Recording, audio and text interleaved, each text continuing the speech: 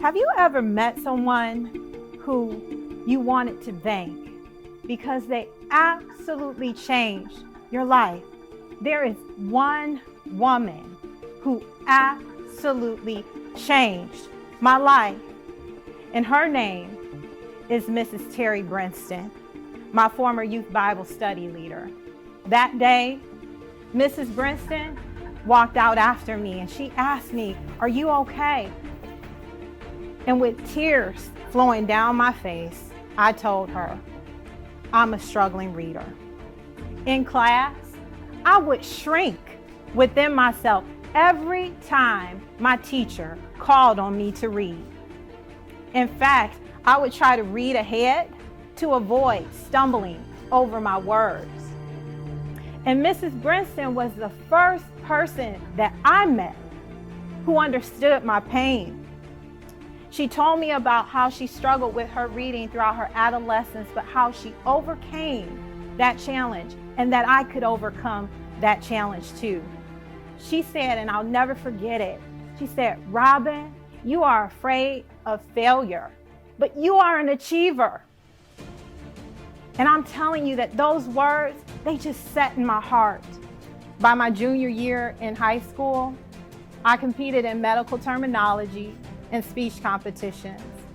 In my senior year, I won.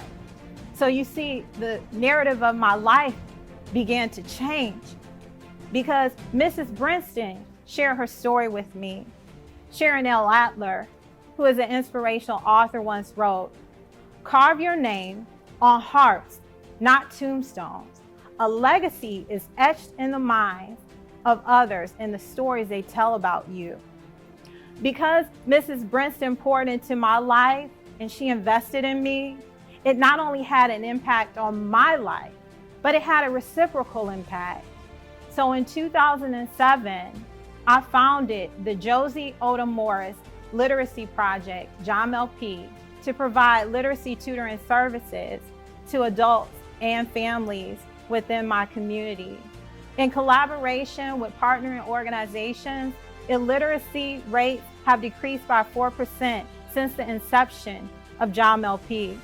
There are 3 lessons that I learned from Mrs. Brinston, and I want to share them with you today. The first lesson that I learned, you have to be willing to work through your fears in order to learn and grow. I could have walked out of that youth Bible study and never returned, but I continued to press. And because I continued to press, I have now been able to live out my life's purpose. The second thing that I learned, you have to be intentional and have strategies for success. What is your vision for yourself and for your community? And do you have a plan on how you're going to get there? Because I'm telling you that if you don't have a plan, you are planning to fail. And the third thing that I learned from Mrs. Brinston is that you have to be willing to be vulnerable and share your story with others, just like I'm doing with you today. I'm forever grateful that Mrs. Brinston shared her story with me, and she's actually here today in our audience. If you are comfortable, you're more than welcome to join me on stage, but I wanted you to know that I love you and I appreciate what you meant to me in my life.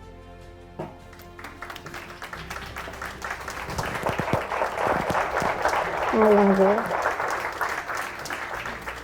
She shared with me that I was the first person that she shared her story with. Can you imagine that? 23 years ago, I know that she didn't know that by sharing her story that it would change my life. None of us get to where we are in our lives without the support of others. Today, I'm a teacher and I serve first grade scholars at a foreign language immersion school. And I love my scholars. And I'm mindful of what I say and what I do because I recognize that what I say and what I do could change someone's life.